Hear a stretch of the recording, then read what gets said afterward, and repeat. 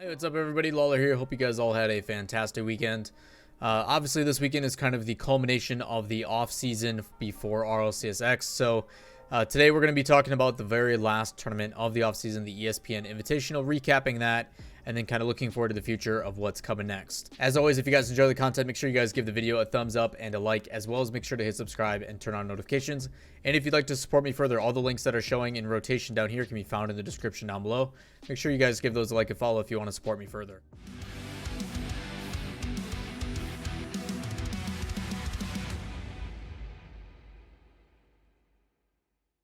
So a quick recap before I get into the video and the breakdown of all this.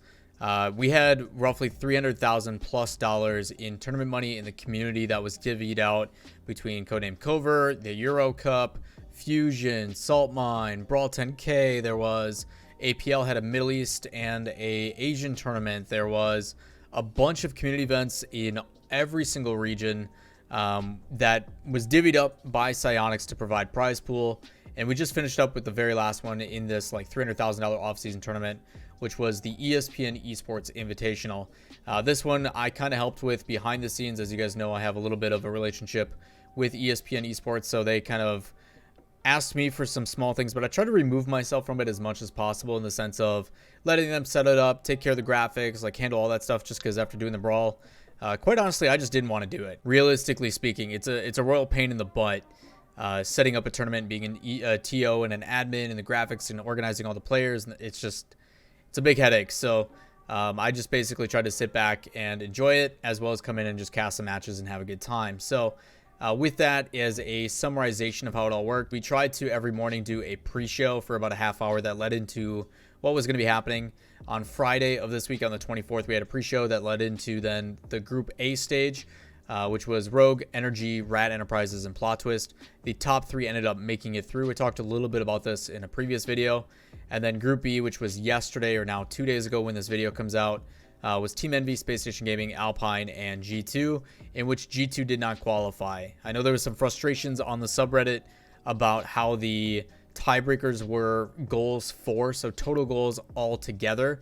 And that's why they were upset. Even though G2 and Alpine have the same game win-loss record, G2 still would have lost the game differential, which is the normal tiebreaker. It usually goes game differential, head-to-head, and then like goals or whatever else.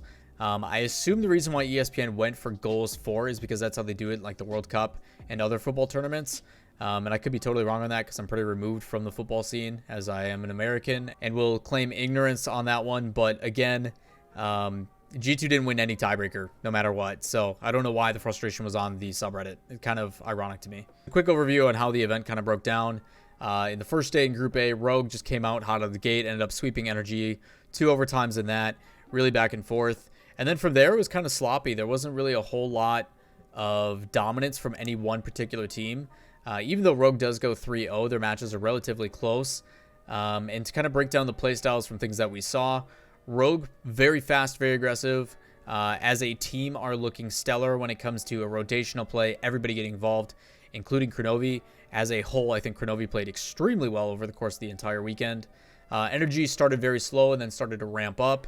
As for Rat Enterprises, trying out AXB, and that's kind of the unique thing, is seeing how he's going to fill in.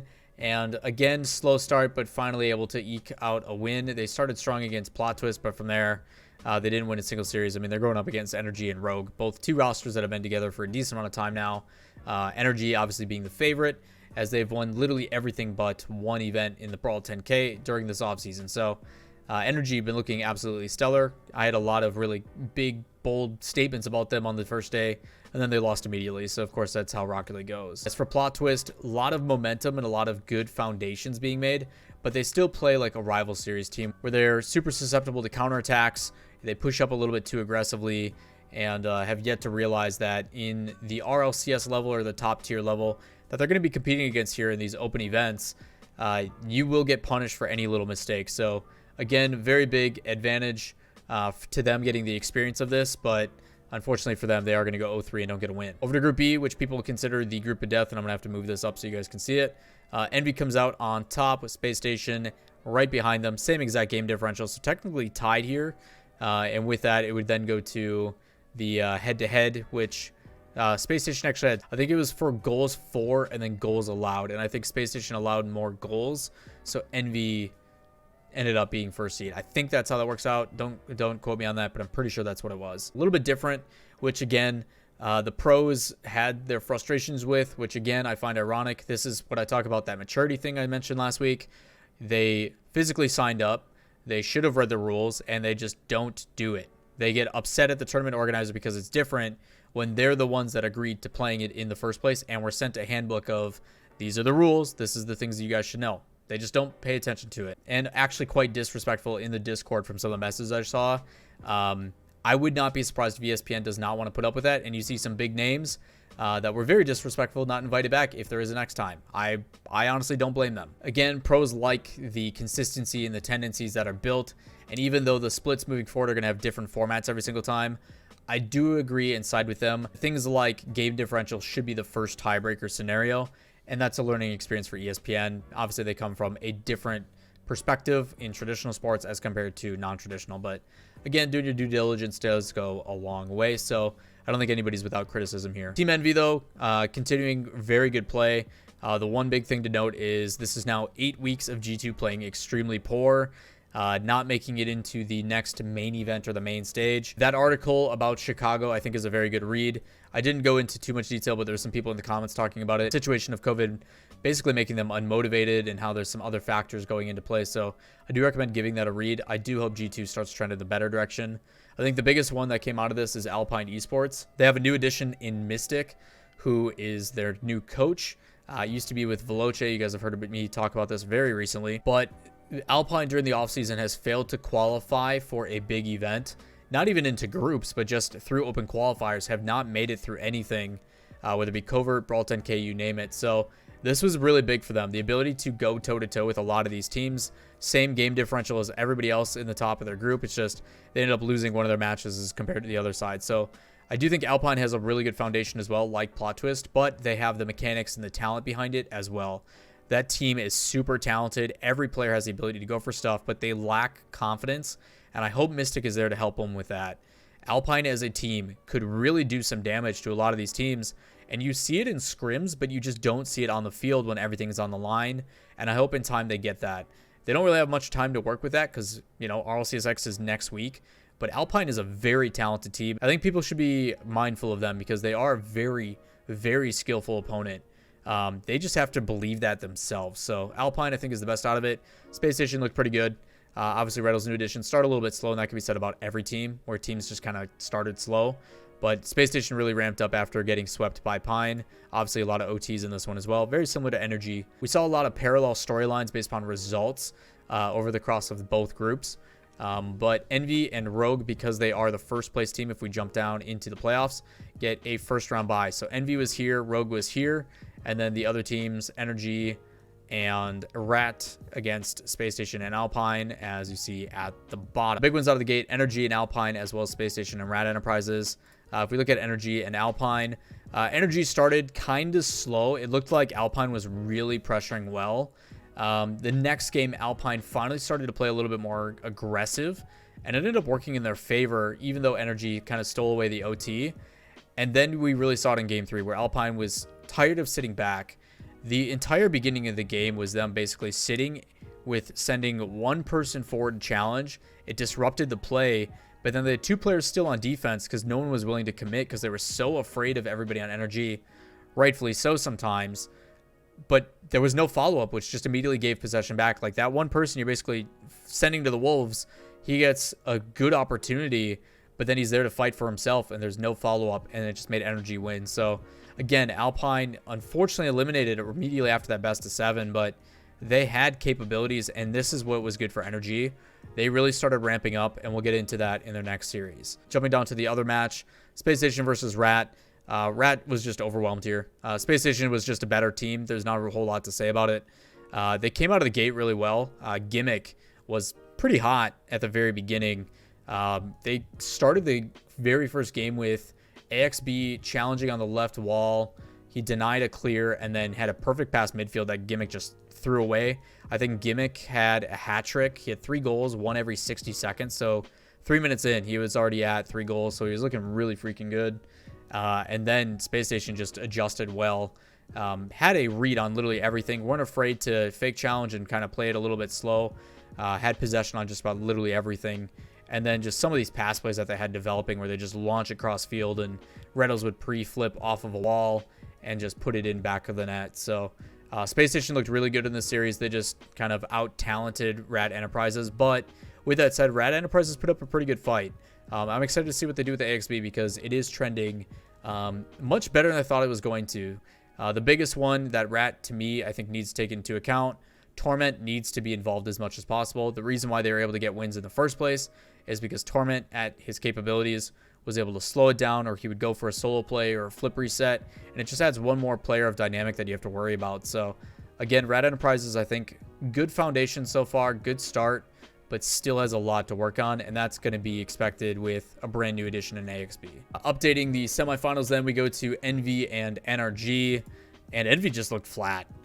This is where NRG really started to look like, okay, they're going to be back to form. Exact same feeling we got in all the previous tournaments where they just looked better than everybody else. Same situation here. They outscore Envy by quite a bit, and it didn't really stop. At this point, this is where everybody was like, yep, okay, NRG is going to win this again. And they did not let us down. So Energy really amped up. I think part of it had to do with their warm-up match against Alpine. They kind of worked out their early morning jitters. And Envy had to face a really hot Energy coming in. With that said, a lot of mistakes on Envy's side. There was a couple own goals all over the field. It didn't look like they were kind of on form. And that was the major question a lot of us had is, what is Envy going to look like after the Brawl 10K? Are they going to be a team that can repeat that fantastic best of 7 that we got? But unfortunately, it just wasn't there for Envy today. They did put up an okay fight, but overall, Energy, I think, is just that good right now. Jumping down to Rogue versus Space Station. This one was a really fun battle. Back and forth, probably one of the better series of the day in the second semifinal. Trading wins back and forth. It felt like every time we saw this, and this could actually be said about Space Station and Rat, every time it looked like a team was about to win, they were up by 2 goals or 3 goals, the other team would slowly crawl back and get back into it, and then it'd come down to like the last 30, 40 seconds, and it'd be like, okay, well, I guess it's a 1-goal game, and they have a chance to tie this up, and then the other team would score and close it out or something stupid. So, Rogue Space Station, I think, more than anything, is very telling of Rogue. Rogue fans, I think, continue to get beaten and abused, where your team looks really good, you guys are trending in the right direction, you get to that moment, and then you just fall short. We'll talk about that in the finals here in a second. But Rogue, I have been really teeing up, and you guys hear me say this anytime I mention their name, the rivalry between Envy and Rogue. I think right now, similarly, they're in that same position. They both have capabilities to push into the top 2, top 3, but if I had to have them settle somewhere, it'd be 3-4. Who's going to be that 3? Who's going to be that 4?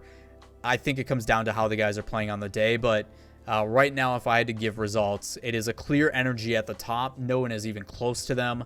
And then you've got Space Station for consistency reasons, and it's going to take a bit. But based on what I've seen, they look really good. Just Rogue had a really hot hand this weekend. I think they played really well. Maybe Rogue pushes into that number 2 spot, which I think Rogue fans would be loving to hear. Right now, easy top 4. Energy way up. Rogue, Space Station, and Envy somewhere in there. And G2, I don't even know if I can consider them 5th at this point. They've been not playing well. So big hopes for them moving forward. And then as we get into the grand final, Energy just is a really freaking good team. First 2 games, 2-0, nothing on there. And after 10 minutes plus of play, Rogue finally gets a goal, and then they start piling them up. And we saw a little bit of resistance. I think my favorite thing of Energy is they are very similar, as I've mentioned in months past, to Vitality, where they have the ability to just send a player every couple seconds. And after the play develops, someone makes a save on the defense, and then the ball gets pushed across, and someone else from Energy is there in rotation. They bring it up the wall. It's a flip reset. It's a ceiling shot. It's a pass infield. It's off the back. Like, there's so many things that you have to protect against, and it's Vitality, but the NA version of it. And if these two kind of Goliaths came together, I have no idea who would win. So that's an exciting thing to think about, that it is definitely still Energy at the top, even though we didn't get to see a world championship because many thought G2 would have been in talks versus Vitality there. Energy is back on top, and I don't think anybody is going to dethrone them for a while. This team is very scary. My MVP, believe it or not, is actually Squishy. I think Squishy's defense was one thing that me and Shogun talked about the entire time we got to watch them play in their first 2 matches. and it was absolutely stellar. Squishy's involvement in this team, it's a very different look from what I'm used to with Squishy, and I actually love it. He pretty much did not make any major mistakes and didn't really have any flaws the entire weekend. So shouts to Squishy. Absolutely phenomenal performance. Fantastic addition for Energy, and they're looking really good. The game ended up ending in OT. It was a pass play actually right in front of Energy's net on defense, where they pushed it across field and Justin just air roll and smacked it. Absolute banger of a shot on a big clear and ended up getting a goal. You had one player who was following it backwards and was near post and ended up turning into the boost in the back right corner. And then there's another player who was probably jumping across trying to make a save, but it was just too powerful that the one coming across couldn't save it. Might have been had a chance, but I just don't know if he was within range. I'd have to pull up the replay, but again, Energy just showing and pulling out all the stops. It was absolutely fantastic to watch. Energy is super fun to watch right now. So I try not to have favorites, but if they keep playing like that, my bias is going to keep showing. So to kind of show you guys again the results of the final scoreboard, Energy versus Rogue. Shout outs to Energy. That is another victory to kind of prove the point of how well they're playing. If we pull up their result page and kind of just show you how things have gone in the past a little bit. First place in ESPN Esports. Wheel and deal doesn't count because it's a randomized, like, whatever. And even still, they took second. That was like you're playing drop shot or hoops or whatever. In the actual Summer Shuffle tournament, they won over Omelette, as you guys know. In the Astronaut Star Circuit qualifier, number 1, they won that. In the Brawl, they lost to Envy, that second. Codename Covert, they first. So in the off-season events, in all the ones that are actually like a competitive 3v3, the worst they've done is second. That's insane. So people need to watch out for Energy. They are very, very talented right now. Kind of reminiscent to G2's run. It's not over as long as a period of time, but there's also been a lot more events that have happened in that time frame. So Energy, quite a bit of money to work with here. It's pretty crazy. So as a fun little heads up before I kind of close out the video, to give you guys a precursor, that is the end of all the off-season stuff. And because of that, with RLCS X starting next week, all the rosters have officially locked. So Monday's stream, which is going to be happening roughly about 1 to 2 p.m. Eastern today on Monday, I'm going to be breaking down all the rosters. Now that rosters are officially locked, I'm going to be going through, okay, this is this team. This is their 3 players. This is the roster change that happened. This is my thoughts. And I'll be doing that for every single team on stream today. So if you guys want to tune into that, twitch.tv/Lawler. Link is down below in the description. With that said, then we're going to do that for all of NA, all of EU, and then I'm going to take that VOD and I'm going to splice that up and put it out for YouTube for you guys. So you guys have pretty much a master video of all things roster related. So you guys have a reference point and it's way easier to digest. And it's going to go over the history and like everything you guys need to know.